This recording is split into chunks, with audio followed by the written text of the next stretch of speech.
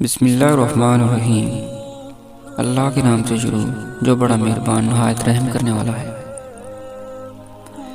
لاکھوں کروڑوں درود نبی اکرم صلی اللہ علیہ وسلم پر اور ان کی آل پر۔ فضان چراغیہ کے مولد سامعین السلام علیکم۔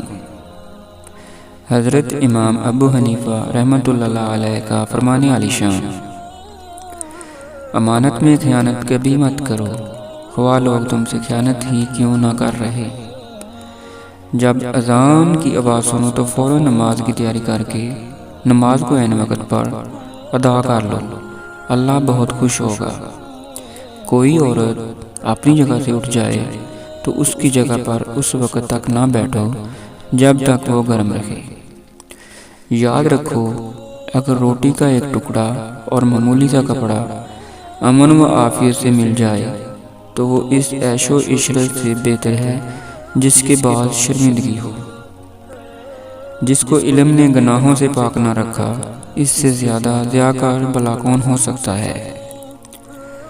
بازاروں میں زیادہ نہ پھرا کرو اور نہ چلتے چلتے راستے میں چیزیں دیکھو۔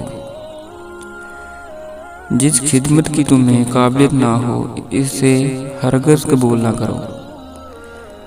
عقل مندی یہ ہے کہ انسان اللہ کی طرف سے نئی راہ نکلنے کا انتظار کرے اور لوگوں سے حسن سلوک سے پیش آئے۔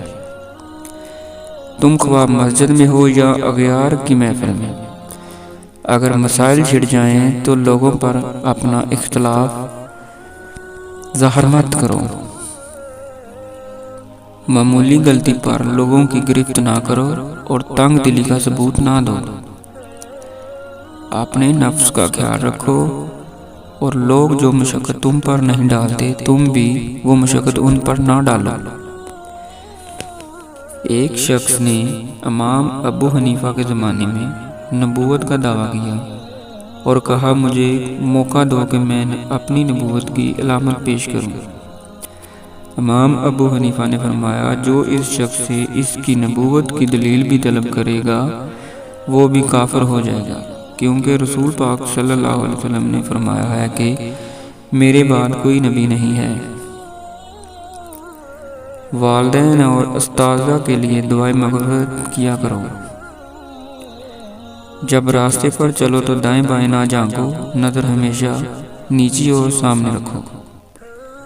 شاگردوں کے ساتھ ایسے خلوص و محبت سے پیش آؤ کہ کوئی دیکھے تو سمجھے کہ یہ اس کی اولاد ہے۔ امید کرتا ہوں آپ سب دوستوں کو یہ میری پیاری سی ویڈیو پسند آئی ہوگی۔ مزید اس طرح کی ہماری پیاری پیاری ویڈیو حاصل کرنے کے لیے ہمارے چینل کو لائک اور سبسکرائب کریں۔